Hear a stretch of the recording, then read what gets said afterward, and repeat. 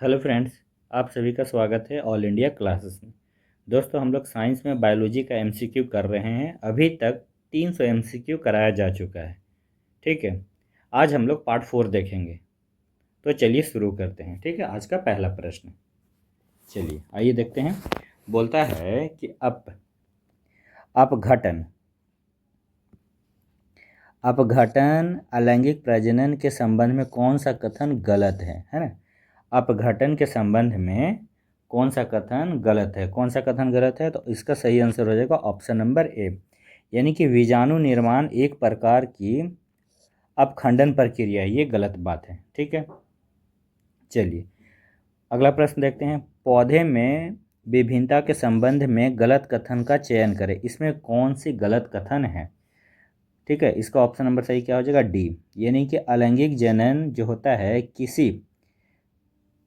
जो अलैंगिक जनन होता है ना, समिष्ट में विविधता का एक नियमित स्रोत है। ठीक, चलिए निम्नलिखित में से कौन सा क्रॉस F1 पीढ़ी में सभी विषम युग्म संतानें उत्पन्न करती है। कौन सा करती है F1 पीढ़ी में। F1 पीढ़ी में कौन करते हैं, ये जो बड़ा टी गुने छोटा टी है ना, ये होता है पीढ़ी। अगर आप ये पढ़िएगा संतानों के पीढ़ी, उसमें क्रॉस जो कराया जाता है वो है। ठीक, चलिए आगे देखते हैं। उस अर्ध संरचनी प्रक्रिया का नाम क्या है जिसमें डीएनए जो होता है ना, जिसमें डीएनए दो समरूप अणुओं में द्विगुणित होती है। जिसमें क्या होता है, डीएनए दो समरूप अणुओं में गुणित होती है। कौन होती है जी, उसे हम क्या बोलते हैं, रिप्लिकेशन बोलते हैं, प्रतिकृति बोलते हैं, प्रतिकृति बोलते हैं। ठीक है, चलिए आगे देखते हैं हम लोग। अगला प्रश्न बोलता है कि मटर जो था, मटर के निम्नलिखित विपर्साई दृश्य लक्षणों में किसका उपयोग मेंडल द्वारा नहीं किया गया था। किसका नहीं किया गया था, किसका नहीं किया था, ये जो होता है हरे सफ़ेद बीज में नहीं किया गया था। मेंडल जो ग्रेगर मेंडल के प्रयोग में जब उन्होंने एक लंबे टीटी और एक बौने मटर टीटी पौधे का संकरण किया तो F1 पीढ़ी में उन्होंने क्या देखा। उन्होंने देखा कि सभी क्या थे, लंबे थे। ठीक है, सभी क्या थे, लंबे थे। चलिए आगे देखते हैं। अगला प्रश्न, एक पादप एक एक एक जो होता है, एक पादप प्रजनक मटर के दो शुद्ध नस्ली यानी पादपों डैश डैश डैश है, एक गोल बीज वाला और दूसरा झुर्रीदार बीज वाला फिर डैश डैश के बीच में संकरण करता है। क्या करता है, ये जो होता है ना, गोल बीज के बीच में संकरण करता है। ठीक, यहाँ पे क्या होगा, यहाँ पे हो जाएगा गोल, एक गोल बीज वाला और दूसरा झुर्रीदार बीज वाला बीज के बीच में संकरण करता है। ठीक, मटर के पौधे में जो बौनेपन के लिए टी यानी कि स्मॉल टी जैसे अप्रभावी विशेषक केवल तभी क्यों दिखाई देते हैं जब दोनों जो होता है ना एलिन अप्रभावी होते हैं। ऐसा क्यों होता है, ऐसा इसलिए होता है, ऐसा जो होता है इसका जो होता है अप्रभावी एलिन को ढक लेते हैं। ठीक है, जो प्रभावी एलिन जो होता है ना, अप्रभावी एलिन को ढक लेते हैं। ठीक, चलिए आगे देखते हैं हम लोग। बोलता है कि खंडन आधारित जनन की प्रक्रिया के दौरान निम्नलिखित चरणों को सही अनुक्रम में व्यवस्थित करें। ठीक है, ये खंडन आधारित जनन की क्रिया को, इसका क्या हो जाएगा, तो पहले क्या होता है, पहले हो गया ये शरीर तंतु को खंडों में विभक्ति होना, फिर उसके बाद समसूत्र द्वारा शरीर के लुप्त अंगों की वृद्धि, फिर उसके बाद होता है प्रत्येक खंड जो होता है ना एक पूर्ण जीव में विकसित होता है, और फिर उसके बाद लास्ट में क्या होता है, पौध जीव स्वतंत्र रूप से रहता है। यानी कि ऑप्शन नंबर इसका B is the right answer. एक वैज्ञानिक ने एक बहुकोशिकीय जीव में प्रजनन प्रक्रिया का अवलोकन किया। निम्नलिखित में से कौन सी विधि पौधे द्वारा उपयोग नहीं की जाएगी। कौन सी नहीं की जाएगी जी, ये बाइनरी फ्यूजन जो होता है ना, पौधे द्वारा नहीं की जाएगी। मटर का निम्नलिखित में से कौन सा लक्षण एक प्रभावी विशेषक था जिसका उपयोग मेंडल द्वारा अपने प्रयोगों में किया गया था। किसका किया गया था? लंबे पादप के लिए, है ना, लंबे पादप के लिए। ठीक है, चलिए आगे देखते हैं। फिर बोलता है मेडल के अनुसार जब एक लंबे मटर के पौधे यानी कि कैपिटल टीटी का संकरण एक बौने मटर के पौधे के साथ किया जाता है तो F1 संतति में क्या होता है? इसमें क्या होता है? सभी क्या होते हैं? लंबे। अभी हम लोग ऊपर में देखे थे कि सभी क्या होंगे? लंबे होंगे। परिपक्व होने पर एक जीव छोटे छोटे टुकड़ों में टूट जाता है। जब वे परिपक्व होते हैं तो एक जीव जो होता है ना, छोटे छोटे टुकड़ों में टूट जाता है, जो नए जीवों में विकसित होते हैं। इस प्रक्रिया को क्या कहते हैं? इस प्रक्रिया को क्या कहते हैं जी? खंडन कहते हैं। क्या कहते हैं? खंडन कहते हैं। ठीक है, चलिए आगे देखते हैं हम लोग। आगे क्या कहता है? आगे बोलता है कि विविधताओं के बारे में निम्नलिखित में से कौन सा कथन गलत है? कौन सा कथन गलत है? तो विविधताओं के कारण प्रजातियां विलुप्त होने की ओर अग्रसर होती है, ये गलत बात है। ठीक है, चलिए वह प्राथमिक तंत्र क्या है जिसके माध्यम से लैंगिक प्रजनन संततियों में आनुवंशिक विविधता उत्पन्न करता है? क्या है ये? जो होता है ना, प्रत्येक गुणसूत्र युग्म से युग्मों में एक तो मातृज और पैतृक गुणसूत्रों का यच्छादित वितरण होता है। ठीक, चलिए आगे देखते हैं। लैंगिक जनन के निम्नलिखित में से किस विधि में कटे हुए खंडित शरीर के अंग से एक नया जीव विकसित होता है? कौन सा होता है जी? ये खंडन होता है। अगला प्रश्न देखते हैं। वंशानुक्रम अध्ययनों के दौरान मेंडल ने उस कारक की कितनी प्रजातियां प्रस्तावित की जो लैंगिक रूप से प्रजनन करने वाले जीवों में मौजूद विशेषकों को नियंत्रित करता है? कितने? तो वे 2 को। ठीक है, चलिए आगे देखते हैं। वाक्यांश बनने वाली डीएनए प्राकृतिक एक समान होगी परंतु मौलिक डीएनए के समरूप नहीं होगी। इसका अर्थ क्या है? इसका अर्थ यह है ना कि डीएनए जो होता है ना, प्रकृतियों में थोड़ा, एक सेकंड थोड़ा सा बड़ा होगा, प्रकृतियों में थोड़ा क्या होता है? अंतर हो सकता है। निम्नलिखित में से कौन से लक्षण का अध्ययन मेंडल के मटर के पौधे में नहीं किया गया था? किसका नहीं किया गया था? पत्ती का आकार का नहीं किया गया था। किसका किसका किया जाए? किसका किसका किया गया था? बीज की आकृति किया गया था, यानी कि फूलों की स्थिति बताया गया था और पौधे की ऊंचाई भी बताया गया था।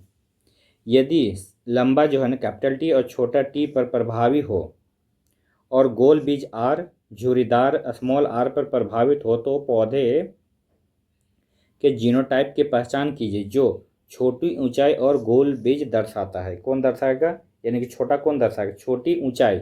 छोटी ऊंचाई यानी कि स्मॉल टी दर्शाएगा और गोल बीज कैपिटल आर दर्शाएगा, इसलिए ऑप्शन नंबर डी। हाइड्रा की जो होता है ना मुकुलन प्रक्रियाओं में चरणों का अनुक्रम क्या है? हाइड्रा में क्या है? पहले क्या होगा? मुकुलन आरंभ होगा, फिर मुकुलन क्या होता है? परिपक्वता हो गया, फिर क्या होगा? उसके बाद मुकुलन वियोजन होगा, फिर नई यष्टि होगी। ठीक है, चलिए आगे देखते हैं। फिर बोलता है हाइड्रा में मुकुलन क्या है? मुकुलन क्या है? ये होता है ऊर्ध्ववर्धन के रूप में वृद्धि करता है। ठीक है, चलिए आगे देखते हैं हम लोग। कौन सी फसल जो होता है ना, कौन सी फसल किस में जो होता है सुधार विधि में वांछनीय गुणों वाले जनक का चयन करता है और उनका संचरण करना शामिल है? कौन सा है जी? ये संकरण होता है, इसे हम क्या बोलते हैं? हाइब्रिडाइजेशन बोलते हैं। यदि हाइड्रा को कई टुकड़ों में काट दिया जाए तो उस पर क्या असर होगा? क्या असर होगा? प्रत्येक टुकड़ा जो होता है ना हाइड्रा का पुनर्जीवित होकर नए जीव बन जाता है। बताइए, हाइड्रा ऐसा है। लैंगिक जनन के बारे में निम्नलिखित में से कौन सा कथन गलत है? ये बात कर रहा है गलत का। गलत कौन है? लैंगिक जनन के बारे में बोल रहा है कि यह प्रजातियों के अस्तित्व के लिए विविधता उत्पन्न करता है। ये बात तो सही है। यह जीवों को बदलते वातावरण के अनुकूल ढलने में मदद करता है। ये भी सही बात है। यह समरूप क्लोन उत्पन्न करता है। ये नहीं है, तो यही इसका गलत हो जाएगा। यह 2 माता पिताओं के डीएनए को जोड़ता है। ये भी सही बात है। ठीक है, निम्नलिखित में से कौन सा परिणाम समसूत्री विभाजन के बजाय अर्धसूत्री विभाजन को दर्शाता है? कौन सा है जी? ये जो होता है ना 4 कोशिका आधी संख्या है, 4 कोशिका आधी संख्या। ठीक है, चलिए आगे देखते हैं। बोलता है मेंडल के वंशानुक्रम के नियमों को प्रतिपादन करने के लिए कितने विपरीत लक्षणों का उपयोग किया गया? कितना जी? 7 लक्षणों का उपयोग, विपरीत लक्षणों का प्रयोग किया गया था। एक ही जनक यानी एक ही पेरेंट्स के दो बच्चे, एक ही पेरेंट्स के दो बच्चे एक दूसरे के समरूप होते हैं परंतु बिल्कुल एक जैसा नहीं होते हैं, क्यों? एक आदमी के यानी कि एक जनक पेरेंट्स के दो बच्चे एक दूसरे के समरूप होते हैं परंतु बिल्कुल एक जैसा क्यों नहीं होते हैं जी? वे अपने माता पिता में विद्यमान आनुवंशिक भिन्नता के विभिन्न संयोजन दर्शाते हैं, है ना। वे अपने माता पिता में विद्यमान आनुवंशिकी भिन्नता के विभिन्न संयोजन दर्शाते हैं। निम्नलिखित में से प्रजनन की कौन सी विधि जनसंख्या में तीव्र वृद्धि सुनिश्चित करती है? कौन करती है जी? अलैंगिक प्रजनन। हाइड्रा में मुकुलन को सर्वोत्तम रूप से डैश डैश डैश के रूप में वर्गीकृत किया गया है। क्या? अलैंगिक प्रजनन के रूप में वर्गीकृत किया गया है। हाइड्रा में मुकुलन को क्या? अलैंगिक प्रजनन। ठीक है, चलिए आगे देखते हैं। जो मानव नर गुणसूत्र का निम्नलिखित में से कौन सा युग्म आपस में मतलब अलग है? ठीक है, कौन है जी? लिंग गुणसूत्र है। ठीक, चलिए आगे देखते हैं। अब बोलता है कथन और अभिकारक। क्या बोलता है?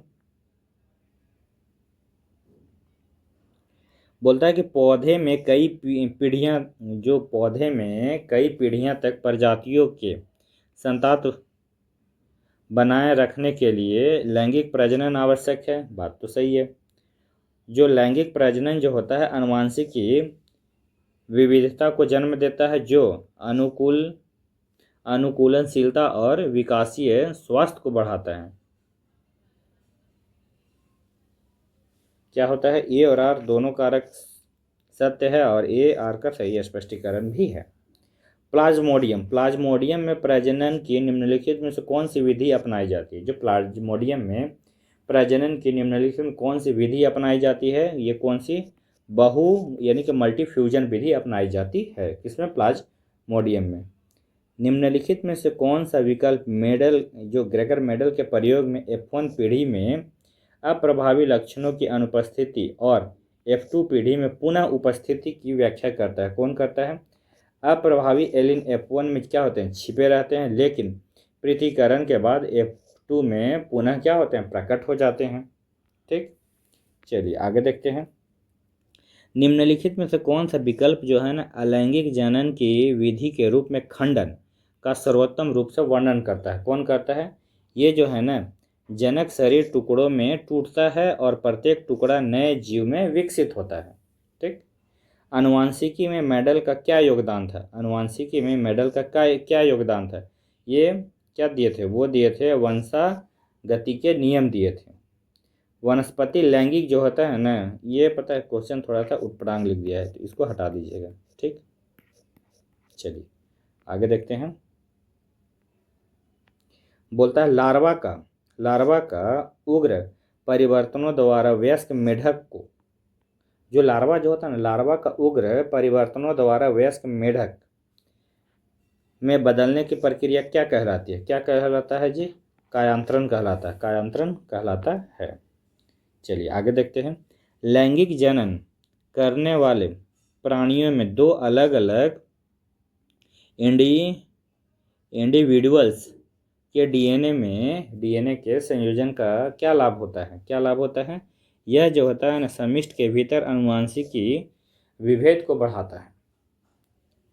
बोलता है अस्थाई वातावरण में लैंगिक जनन से क्या लाभ मिलता है? क्या लाभ मिलता है? तीव्र और क्या होता है? एक समान जनन होता है। निम्नलिखित में से कौन सी एक ऐसी फसल जिसमें सुधार विधि है जिसमें वांछित अभिलक्षण प्रदान करने वाले जीन को समाविष्ट किया जाता है? किसमें किया जाता है? अनुवांशिक जो है विकसित फसलें। ठीक है, चलिए आगे देखते हैं। आगे बोलता है जो स्वपराग की तुलना में परपराग का प्राथमिक लाभ क्या है? जो स्वपराग की तुलना में परपराग का प्राथमिक लाभ क्या है? इसका लाभ यह होता है कि आनुवांशिक विविधताएं लाता है, जिससे संतति के जीवन में रहने की संभावना वर्धित हो जाती है। ठीक है। लैंगिक जनन जो होता है, लैंगिक जनन करने वाले पौधे में विविधताएं क्यों महत्वपूर्ण हैं? जो लैंगिक जनन करने वाले पौधे में विविधताएं क्यों महत्वपूर्ण हैं? क्यों महत्वपूर्ण है? ये इसलिए महत्वपूर्ण है, यह पर्यावरणीय परिवर्तनों के प्रति अनुकूल को सक्षम बनाकर जीवित रहने की संभावनाओं को बढ़ाता है ना। चलिए, निम्नलिखित में कौन सी एकल वैशिष्ट जीव द्वारा जनन की विधि नहीं है? ठीक है। सॉलिटरी इंडिविजुअल ऑर्गेनिज्म द्वारा जनन की विधि नहीं है। किसका नहीं है जी? सेक्सुअल रिप्रोडक्शन का। ठीक। कोशिका केंद्रक में जो होता है ना, डीएनए निम्नलिखित में किस पदार्थ के निर्माण के लिए सूचना का स्रोत है? ये प्रोटीन का। किसके लिए? प्रोटीन का। चलिए आगे देखते हैं। लैंगिक जनन करने वाले जंतुओं में आनुवंशिक विविधता निम्नलिखित में से किसके द्वारा सुनिश्चित की जाती है? किसके द्वारा सुनिश्चित की जाती है? तो संतानों द्वारा जनकों से जीन प्राप्त करती है। फिर बोलता है अगला प्रश्न, स्थानीय और विदेशी मवेशी नस्लों के संकरण का क्या लाभ है? क्या लाभ है इसका? इसका जो होता है मांस और दूध का अधिक उत्पादन होगा। ठीक है। चलिए आगे देखते हैं। भारत में गायों को किस वैज्ञानिक स्पीशीज के नाम से वर्गीकृत किया गया है? किससे किया गया है? तो बॉस इंडिका के नाम से, इंडिकस के नाम से वर्गीकृत किया गया है। निम्नलिखित में से किस तरीके से वैज्ञानिक जो हैं फसल किस्मों में वांछनीय गुणों को शामिल कर रहे हैं? किसमें? संकरण में, है ना। जनन के संबंध में निम्नलिखित कौन सा कथन सही है? बैल अकेले ही बछड़ा पैदा कर सकता है। मुर्गी अकेले नए चूजे उत्पन्न नहीं कर सकती है। कौन सा इसका सही है, कौन सा इसका गलत है, ये पूछ रहा है। बैल अकेले बछड़ा पैदा कर सकता है, एकदम गलत बात है। मुर्गियां अकेले नए चूजे उत्पन्न नहीं कर सकती, ये बात तो सही है। यानी कि केवल दो सत्य है, एक असत्य है। यदि पिता के गुणसूत्र XY और माता की गुणसूत्र XX, तो पुत्र होने की संभावना कितने प्रतिशत है? तो ये 50%। कितना है जी? 50-50 रहता है। ठीक। चलिए आगे देखते हैं। पौधे में जो होता है, पौधे में लैंगिक प्रजनन किस प्रकार संततियों को बेहतर और उत्तरजीविता का कारण है? कैसा है? संततियों में नए आनुवंशिक पुनर्संयोजन दिखाई देती है। ठीक है। किसी प्रजाति के भीतर विविधता क्या सुनिश्चित करती है? कोई भी प्रजाति के भीतर विविधता क्या सुनिश्चित करती है? वे सुनिश्चित करती है बेहतर अनुकूलनशीलता और जीवित रहने की संभावना, है ना। कुछ सरीसृप में संतति के लिंग द्वारा निर्धारित होता है। किसके? जो सरीसृप, कुछ सरीसृपों में क्या होता है, अंडों के जो होता है उस पानी का तापमान, ये बहुत बार क्वेश्चन रिपीट हुआ है। सरीसृप में जो होता है लिंग निर्धारण कैसे होता है? तो टेम्परेचर की वजह से। ठीक। कुक्कुट पालन में जो कि बौने जो बॉयलर जनक के विकसित करने का क्या लाभ है? क्या लाभ है? तो ये जो होता है ना, चारों की खपत कम करने और मांस उत्पादन में सुधार करने के लिए। ठीक है। चलिए आगे देखते हैं। बोलता है पुनर्जनन यानी कि रीजनरेशन के संबंध में निम्न कथन कौन सा गलत है? कौन सा कथन गलत है? Option number B. कुत्ते जो होते हैं ना, कुत्ते यानी कि खोए हुए शरीर के अंगों को पुनः विकसित कर सकते हैं और पूरी तरह से नए जीव का निर्माण कर सकते हैं। ये गलत बात है। ठीक है। चलिए आगे देखते हैं। बोलता है लैंगिक प्रजनन के परिणाम स्वरूप जो होता है संततियों में अधिक विविधता क्यों पाई जाती है? क्यों पाई जाती है? क्योंकि इसमें दो वैशिष्ट्यों से आनुवंशिक पदार्थ का संयोजन होता है। बाह्य निषेचन निम्नलिखित में से किस प्राणी में पाया जाता है? किस में पाया जाता है जी? मछली में पाया जाता है। बाह्य निषेचन किस में होता है? मछली में होता है। निम्नलिखित में से कौन सी जनन विधि समिष्ट के अधीन विविधता उत्पन्न करती है? कौन सी जनन विधि है जी? ये लैंगिक यानी कि सेक्सुअल रिप्रोडक्शन होता है। निम्नलिखित में कौन सा कथन जो होता है अलैंगिक प्रजनन की विशेषता दर्शाता है? कौन दर्शाता है? इसमें केवल एक जनक शामिल होता है। इसमें क्या होता है? केवल एक जनक शामिल होते हैं। ठीक है, चलिए आगे देखते हैं। अलैंगिक प्रजनन के संबंध में निम्नलिखित में से कौन सा कथन गलत है? क्या बोल रहा है? कौन सा कथन गलत है? गलत की बात बोल रहा है। कौन सा है? इसमें जो होता है ना, इसमें नर और मादा युग्मों का संलयन शामिल होता है। क्या होता है? इसमें नर और मादा युग्मों का संलयन शामिल होता है। निम्नलिखित में से कौन सा कथन जो है ना लैंगिक जनन में निषेचन के महत्व का सर्वोत्तम रूप से वर्णन करता है? कौन करता है? यह भ्रूण के निर्माण में सहायक होते हैं। निम्नलिखित में से किस विकल्प को वंशागति के नियमों के निर्माण में मेंडल की सफलता का कारण माना जाता है? यह एक जो होता है ना सुप्रशिक्षित वैज्ञानिक थे। क्या थे? वह एक सुप्रशिक्षित वैज्ञानिक थे। जीवों में लैंगिक जनन के संबंध में कौन सी विशेषताएं हैं? कौन सी सही विशेषता है? कौन है जी? इसका ऑप्शन नंबर सी हो जाएगी। यह जो होता है संतति में दो माता पिता के डीएनए को संयुक्त करता है, यानी कि मिलाता है। निम्नलिखित में से कौन सी जीवन प्रक्रिया प्रजातियों में विविधता लाने के लिए महत्वपूर्ण है? कौन है? ये सेक्सुअल रिप्रोडक्शन। कौन सा? सेक्सुअल रिप्रोडक्शन, है ना। निम्नलिखित में से कौन सी प्रक्रिया जो होता है ना अर्धसूत्री कोशिका विभाजन के सबसे विशिष्ट उद्देश्य को निरूपित करती है? कौन? यानी कि अर्धसूत्री कोशिका विभाजन के सबसे विशिष्ट उद्देश्य को निरूपित करती है तो प्रजनन। कौन सा करता है जी? प्रजनन। निम्नलिखित में से किस जीव समूह में लिंग निर्धारण पर्यावरण तापमान के कारण होता है? तो ये सरीसृप, है ना, कुछ सरीसृप। निम्नलिखित में से किस वैज्ञानिक ने वंशागति के नियमों पर पहुंचने के लिए विज्ञान और गणित को अपने ज्ञान को मिश्रित किया? कौन किया थी? ग्रेगर जोहान मेंडल ने।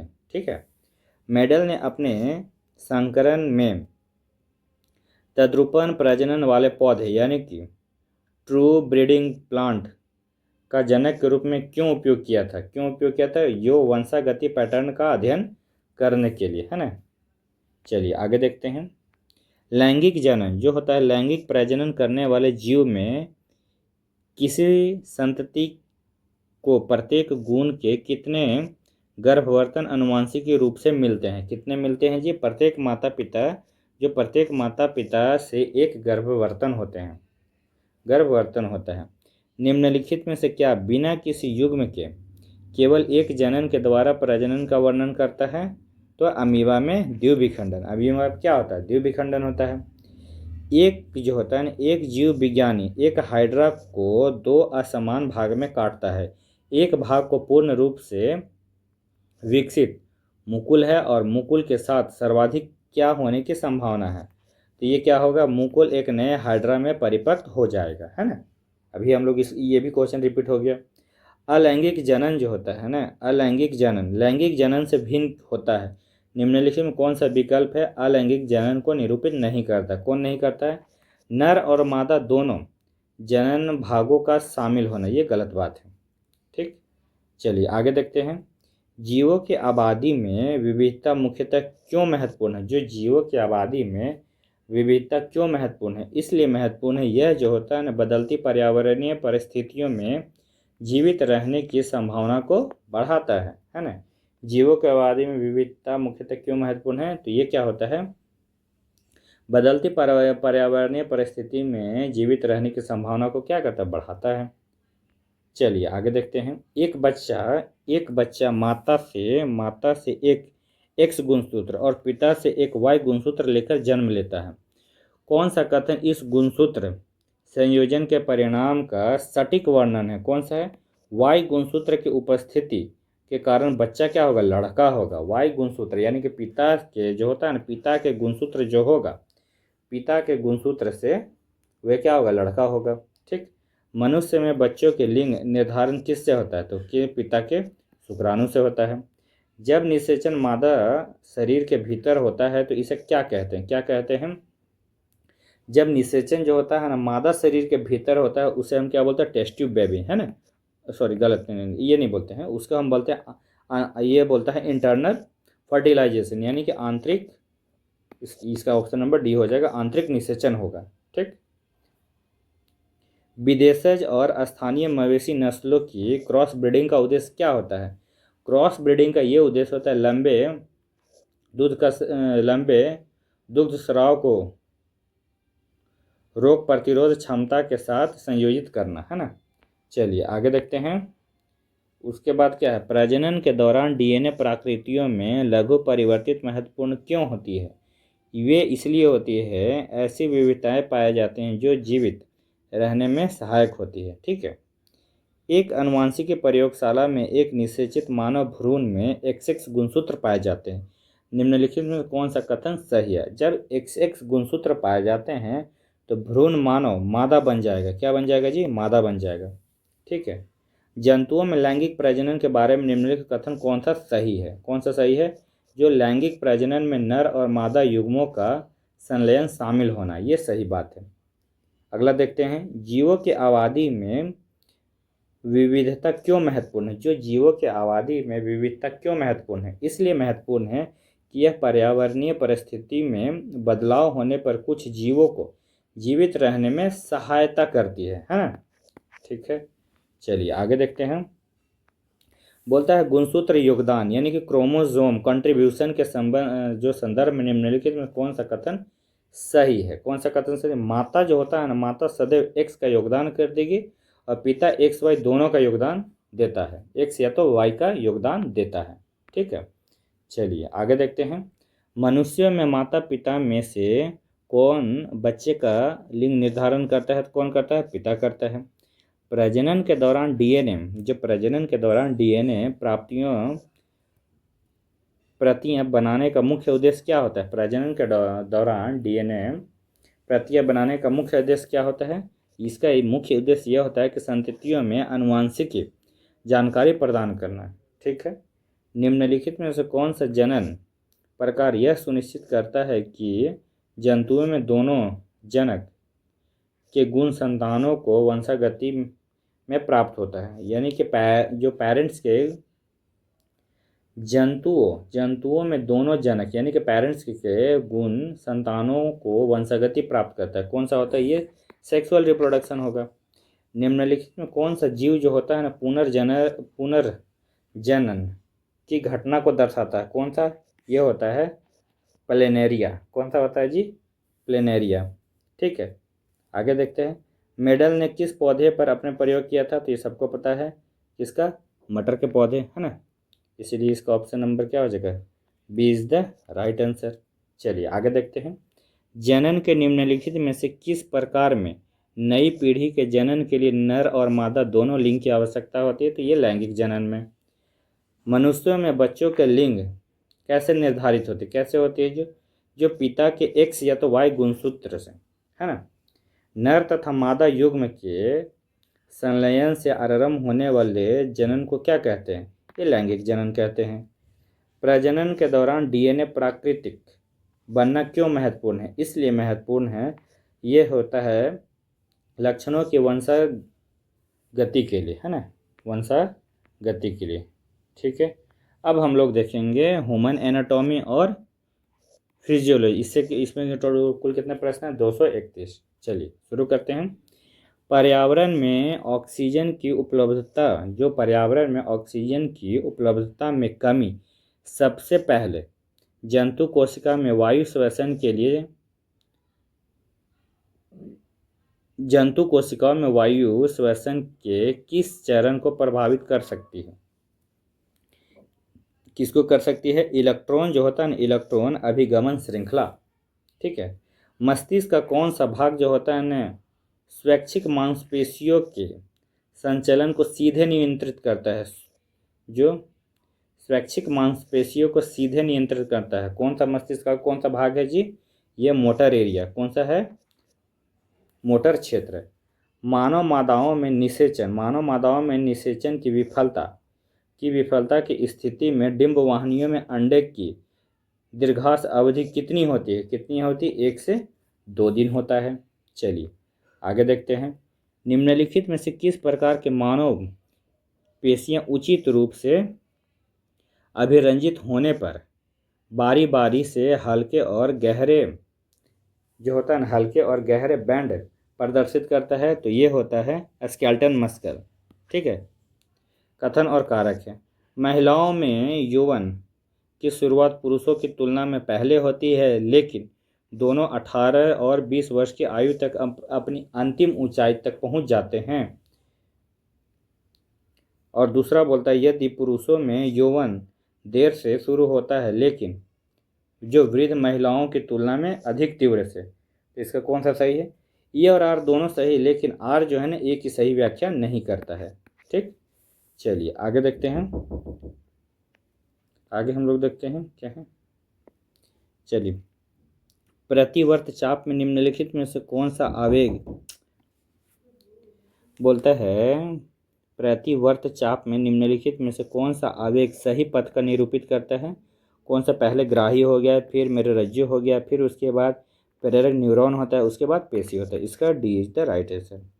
फुसफुस के अंदर वायु और रुधिर के बीच गैसों का तीव्र आदान प्रदान होता है। इस प्रक्रिया में किस प्रकार का उपकला उत्तक सहायता होता है? जो फुसफुस के अंदर वायु और रुधिर के बीच गैसों का तीव्र आदान प्रदान होता है, ये किस उपकला उत्तक की सहायता से होता है? किसके उपकला उत्तक से होता है? ये सिंपल जो होता है ना, सिंपल सल की उपकला। कौन सा? सिंपल सल की उपकला।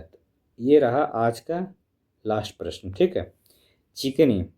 चिकनी पेशियों के संबंध में निम्नलिखित में कौन सा कथन सही नहीं है? कौन सा सही नहीं है जी? इनमें धारियां होती हैं, ये बात गलत है ना। चलिए, ये रहा आज का टोटल प्रश्न। 100 MCQ मैंने करा दिए। ठीक है। अब मिलते हैं अगले लेक्चर में। अभी के लिए बाय बाय। ठीक है।